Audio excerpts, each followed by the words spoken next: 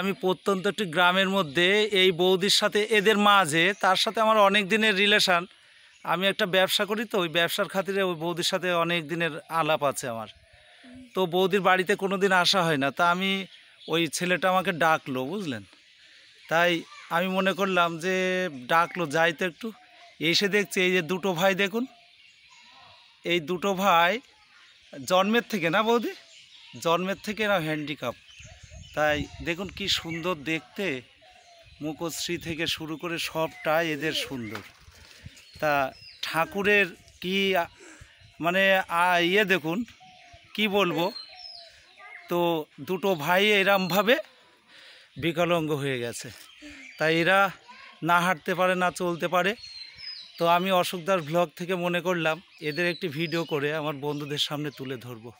দেখুন এই যে সরকার থেকে দিয়েছিল না গাড়িগুলো, সরকার থেকে দুই ভাইয়েরই দুটো সুন্দর গাড়ি দিয়েছে একদম।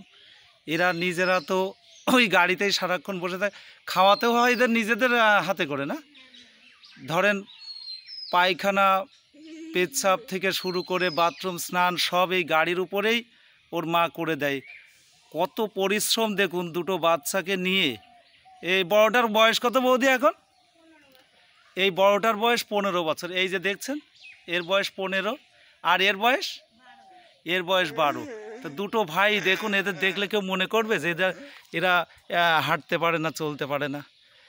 তো দেখুন এই এই দেখুন কি সুন্দর কথা বলতে যাচ্ছে, অথচ কথা বলতেও পারে না, এইভাবে বসে থাকে। খাওয়া দাওয়া ঠিক করে না, আপনি টাইম মতো দেন? বলছে ওর মা বলছে টাইম মতো দিলে খায় না। এই যে বড়টা, দুইজন একই রকম, পুরো মনে হচ্ছে জমজ দেখতে। যেমন এদের গায়ের রং, গ্ল্যামার, লম্বা চড়া সব দিকেই ঠিক আছে, তবে এদের এই হাঁটা চলার ক্ষমতাটা নেই। আসে হাঁটা চলার ক্ষমতা, এই যে কিরাম ধরতে যাচ্ছে। কি শোনা, কথা বলবা, কথা বলতে পারছে না।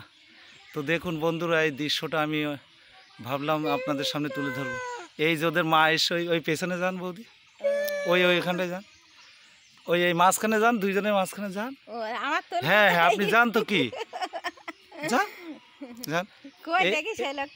এই যে ওদের মা এসে, না আমি ভিডিও করছি তো, ওই সাইডে যান। হ্যাঁ যান, ওই সাইডে যান। হ্যাঁ তো দেখুন ওদের মার সাথে আমি কথা বলতে, এই সাইড দিয়ে না, ওই পেছন দিয়ে ওখানে গিয়ে দাঁড়ান। হ্যাঁ তাহলে ভালো উঠবে। তো দেখুন ওদের মা এই যে সামনে, আমি ডাকলাম। তাহলে এদের বয়স এর কত বললেন? 15, আর এর হচ্ছে এর 15, এর 12।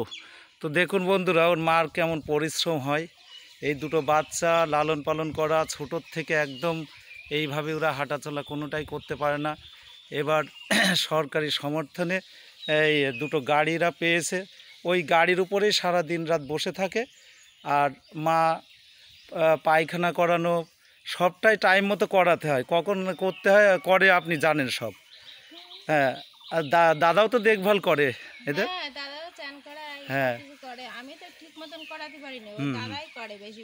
হ্যাঁ তাহলে ওর বাবাও নজর রাখে। আসলে দুটো বাচ্চার প্রতি সবাই, মা বাবা দুইজন মিলে না নজর থাকলে তো হবে না। আর অনেক পরিশ্রম, তারপর শীত বর্ষা গরমকাল তো আছেই, ওদের সব সময় দেখভালের। তো দেখুন বন্ধুরা, তাই আমি মনে করলাম যে আপনাদের সামনে আমি এটা তুলে ধরবো। এই দৃশ্যটা অনেক দিন থেকেই আমার আশা হয় না, তা তবু আমি ওখানে যখন দাঁড়ালাম আমাকে ডাকলো বড় ছেলেটা, এরা হাত ইশারা করে ডাকলো, তাই ওইরকম করে। ওর মা বলছে বউরা গেলে মায়েরা গেলে ডাকে, মনে করে আমার মার মতো একজন কেউ যাচ্ছে। তো সবার ভালোবাসা মনেই হবে না যারা কথা বলতে জানে না। তাই দেখুন, যদি ভালো লাগে অবশ্যই লাইক, শেয়ার এবং কমেন্ট করবেন। ধন্যবাদ রাখলাম, ভালো থাকবেন, দাঁড়ান, এবং সাবস্ক্রাইব করে দেবেন।